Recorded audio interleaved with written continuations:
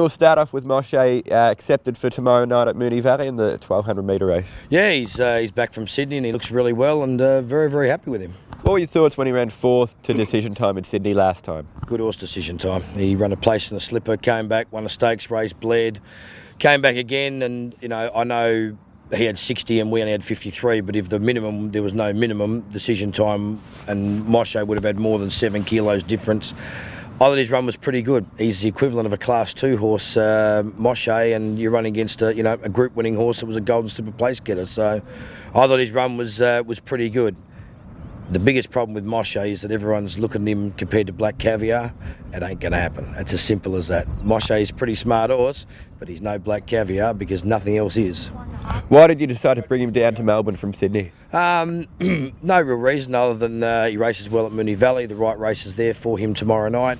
And not that he didn't race well in Sydney, he ran pretty good, but just right now at the moment in Sydney is very, very tough, and what we're trying to do is just win a few races with this horse and put him through his classes and give him a chance at something later on. In the Alistair Clark Stakes tomorrow night, you've got Shadow of Excellence, who last time broke his maiden at Newcastle. Yeah, he's in it for Sydney as well as Melbourne, but he arrived here this morning, so he looks well and he's good and everything like that. So it's a nice race for him. Albeit I'd probably rather him be racing at somewhere like Randwick or Flemington or Rose Hill on the bigger tracks, as opposed to Moonee Valley. But the distance certainly won't worry him.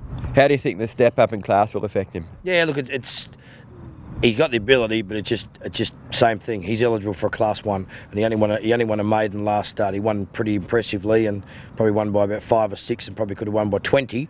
But it's the pressure. It's not about how much ability horses have. It's about pressure, and when you're running group races, there's always pressure. So I think he'll handle it. He's a pretty quiet, relaxed horse, and he definitely wants the trip. But the step up in class, he's still going to run good, but it won't be an easy target.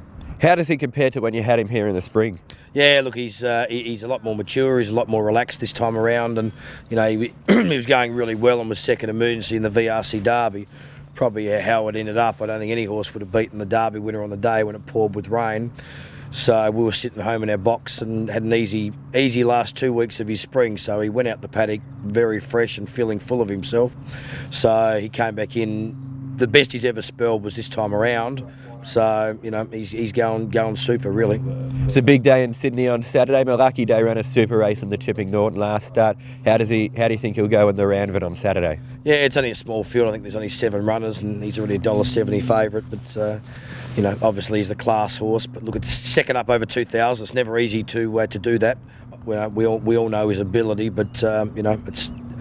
Good horses have to do that sort of thing in a Group 1 second up over 2,000. There wouldn't be too many horses that attempt that, let alone can actually do it. So, did he surprise you even just how well he ran first up after a spell? No, not really. If he was trained right up for that race, he would have won. But he certainly wasn't trained up for the race, so it didn't really surprise us how he went. We thought that was about how he'd go, and how he went was fantastic.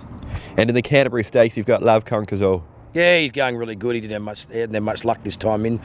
He's especially last start, I think he was 3 deep and facing the breeze, and nothing went right for him. But he's good. He's worked well this week, and certainly a great race for him. He's a good horse. And Wayne, best from your team this weekend? Moshe.